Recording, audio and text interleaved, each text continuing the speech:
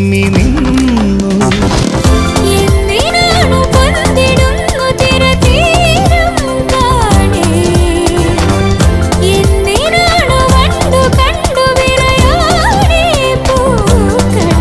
പറയൂ മനമേ, ചൊരിയൂ മധുരം പ്രിയതേ. എന്റെ ഹൃദയതാളം മുറുകിയോ, എന്റെ കണ്ണിലിളമീൻ തുള്ളിയോ.